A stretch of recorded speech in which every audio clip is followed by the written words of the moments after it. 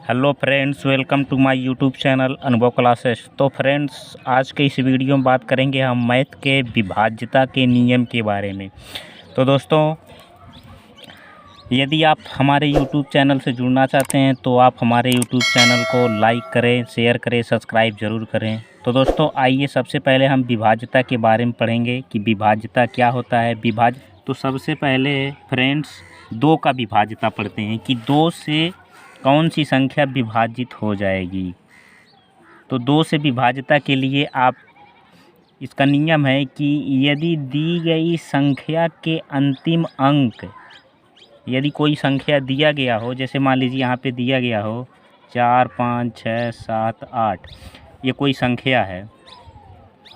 दी गई संख्या के अंतिम अंक का मतलब ये अंक, अंतिम अंक 2 से विभक्त हो। अगर ये अंतिम अंक 8 है और 2 से विभक्त हो तो पूरी संख्या 2 से क्या हो जाएगी? विभक्त हो जाएगी। तो देखते हैं दोस्तों, ये 8 2 से विभक्त हो जाएगी 4 बार में, तो ये संख्या क्या हो जाएगी? 2 से विभक्त हो जाएगी। उसी तरह से मान लीजिए यहाँ 6, 8, 9 और यहाँ पे मान लीजिए 4 है।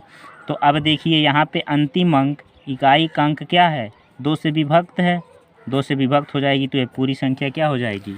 2 से विभक्त हो जाएगी। इसी तरह से पढ़ते हैं 3 से विभाज्यता का नियम क्या होता है। ध्यान से समझिएगा। यदि दी गई संख्या के समस्त अंकों का योग, जैसे मान लीजिए यहाँ पे कोई संख्या है 1, 2, 3, 4, 5, 6। यहाँ पे कह रहा है कि यदि दी गई संख्या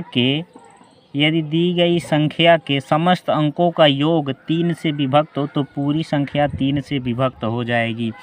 अब इसके समस्त अंकों का योग निकालेंगे। समस्त अंकों का योग का मतलब 1 + 0 + 2 + 3 + 4 + 5 + 6।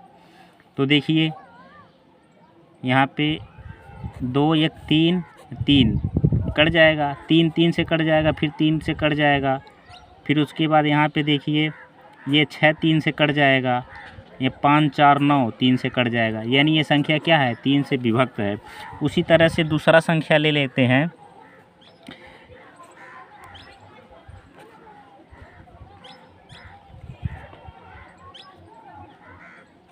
मान लीजिए कोई संख्या है, अब इसको चेक करना चाहते हैं 3 से विभक्त है कि नहीं है। तो 4 2 6, 3 से विभक्त है। उसको 2 + 4 + 8 + 4, यहाँ 8 2 10 और 10 और 8 18 हो जाएगा। 18 3 से विभक्त है, इसलिए संख्या भी क्या है? 3 से विभक्त है। अब चलते हैं दोस्तों, 4 से विभाज्यता का नियम पढ़ते हैं कि तो 4 का नियम कहता है कि यदि संख्या के इकाई व दहाई का अंक शून्य हो, यदि कोई संख्या हो, उस संख्या का इकाई व दहाई का अंक शून्य हो अथवा इकाई व दहाई से बनी संख्या 4 से विभक्त हो तो पूरी संख्या 4 से विभक्त हो जाएगी। दोस्तों, यहाँ पे कह रहा है कि यदि कोई संख्या, मान लीजिए कोई संख्या है जैसे 5 7 3 4 9 00, ये हो जाएगा। और एक संख्या और ले लेते हैं 7 1 4 6 9 3 2, ये संख्या है। यहाँ पे कह रहा है कि यदि इकाई व दहाई का अंक शून्य हो, तो आप देखिए इकाई का अंक हो जाएगा और ये दहाई का अंक हो जाएगा। इकाई और दहाई का अंक शून्य होगा तो ये संख्या पूरी क्या हो जाएगी? 4 से विभक्त हो जाएगी। दूसरा कह रहा है कि यदि इकाई व दहाई का अंक से बनी संख्या 4 से विभक्त हो, अब देखिए इकाई व दहाई की बनी संख्या क्या हो जाएगी? 32 हो जाएगी, और यह 32 4 से विभक्त हो जाएगी, इसलिए ये भी संख्या 4 से क्या हो जाएगी? विभक्त हो जाएगी। अब पढ़ते हैं 5 से विभाज्यता का नियम कि 5 से कौन कौन सी संख्या विभक्त होगी। तो 5 से विभाज्यता के नियम में कहता है कि यदि दी गई संख्या के इकाई का अंक 5 हो या 0 हो, दी गई संख्या की इकाई का अंक 5 हो या 0 हो तो वह संख्या 5 से क्या हो जाएगी? विभक्त हो जाएगी। जैसे यहाँ पे कोई संख्या ले लेंगे 8 4 3 6, मान लीजिए 0 हो जाएगा। अब देखिए कह रहा है कि यदि किसी संख्या के इकाई का अंक यदि 0 हो या 5 हो, 0 इकाई का अंक या तो 0 हो या तो क्या हो 5 हो। तो यहाँ पे इकाई का अंक क्या हो गया 0 हो गया, इसलिए ये संख्या क्या हो जाएगी विभक्त हो जाएगी। इसी तरह से मान लीजिए 8 4 6 3 2 5 ये संख्या पूछे तो ये संख्या क्या है, इकाई का अंक 5 है, तो ये भी संख्या क्या हो जाएगी 5 से विभक्त हो जाएगी। अब 6 से विभाज्यता का नियम पढ़ते हैं कि 6 से कौन कौन सी संख्या विभक्त होती हैं। तो कह रहा है कि यदि दी गई संख्या 2 और 3 दोनों से विभक्त हो, यदि कोई संख्या हो और वह 2 और 3 दोनों से विभाज्यता की शर्त का पालन करता हो, यानी 2 और 3 से दोनों से विभाजित होना चाहिए, तो पूरी संख्या क्या होएगी 6 से विभाजित हो जाएगी। जैसे मान लीजिए कोई हो, वो कह रहा है कि यह संख्या क्या होनी चाहिए 2 से भी कटनी चाहिए और 3 से भी कटनी चाहिए। 2 और 3 से कटेगी तब जाके यह संख्या किससे कटेगी 6 से कटेगी। आपने समझा कि यदि वह संख्या 6 से विभाज्यता का नियम देखना है तो संख्या 2 से भी कटनी चाहिए और 6 से भी कटनी चाहिए। तो हमने एक संख्या यहाँ पे रख दिया है। अब देखिए संख्या 2 से कट रही है क्या, 2 के विभाज्यता का नियम होता है कि यदि इकाई का अंक 2 से कटे तो इकाई का अंक यहाँ पे क्या है 4 है, तो यह 4 2 से कट जाता है, यानी यह संख्या 2 से कट रही है। अब चेक करें कि 3 से कट रही है कि नहीं कट रही है। तो 3 के विभाज्यता का नियम होता है कि समस्त अंकों का योग तो 7 + 2 + 1 + 3 + 1 + 4 देखते हैं कितना आता है 7 2 9, 7 2 9 ये तो 3 से कट जाएगा, 3 3 से कट जाएगा, 4 1 5 1 6 ये भी कट जाएगा, यानी ये भी क्या हो जाएगा 3 से कट जाएगा। तो जो संख्या 2 और 3 दोनों से कटेगी वो संख्या किससे कटेगी 6 से भी कटेगी। अब 7 से विभाज्यता का नियम पढ़ते हैं। तो 7 से विभाज्यता के नियम में आपको 3 प्रकार से 7 का विभाज्यता का नियम पढ़ना पड़ेगा। 7 से विभाज्यता का 3 नियम है, इसको पढ़ेंगे। तो पहला नियम हमने लिखा है यहाँ पे, किसी भी एक अंकीय संख्या की 6 बार पुनरावृत्ति।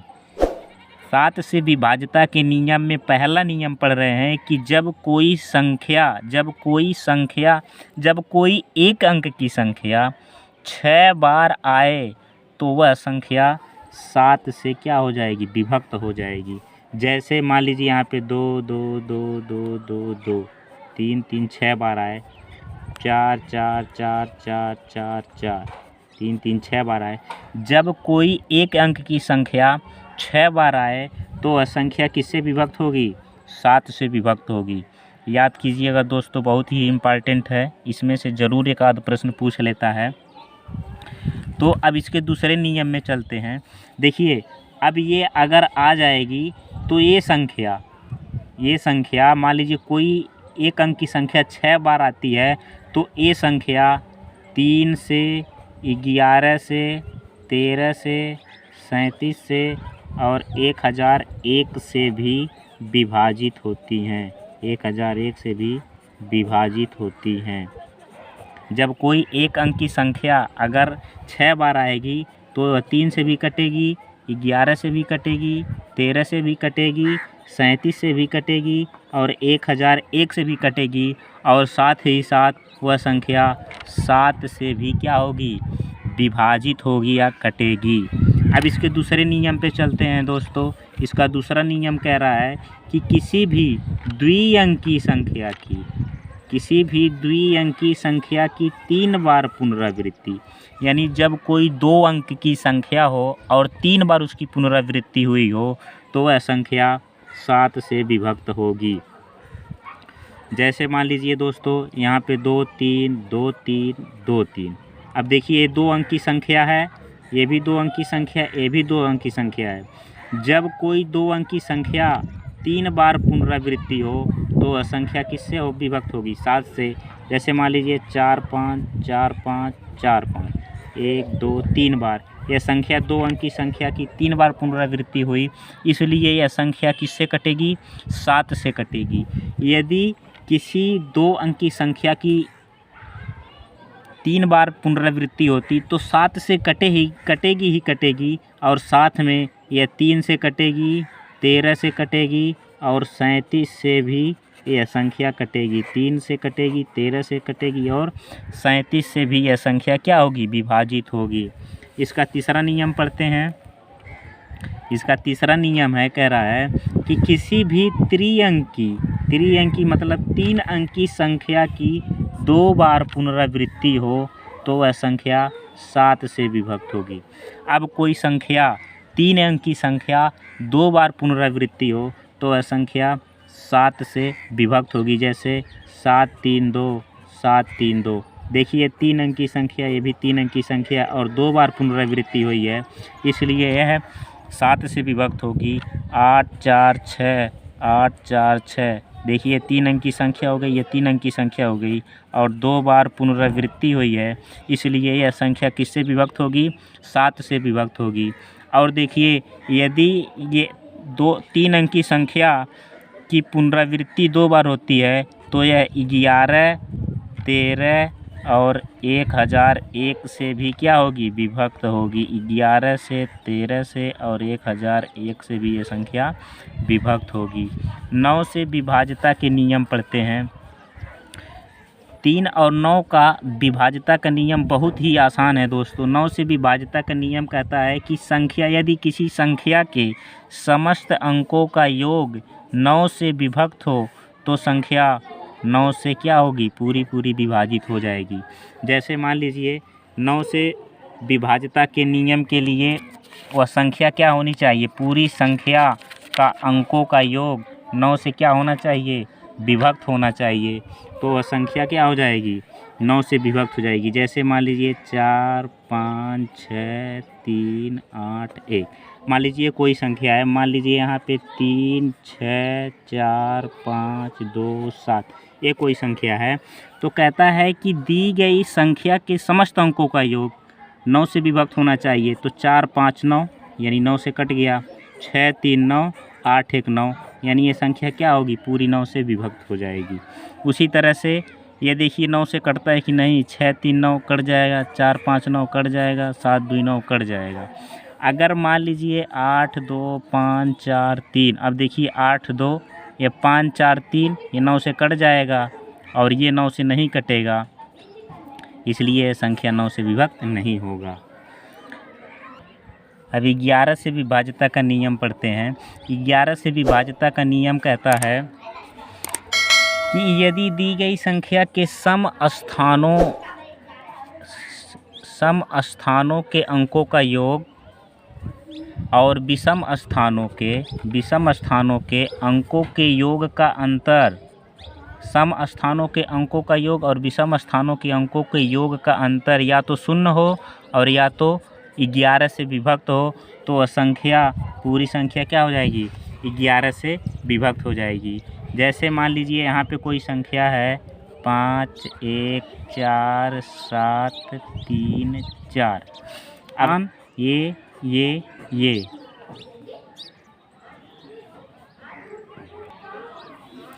ये सभी क्या हैं, विषम स्थान हैं, विषम स्थान। और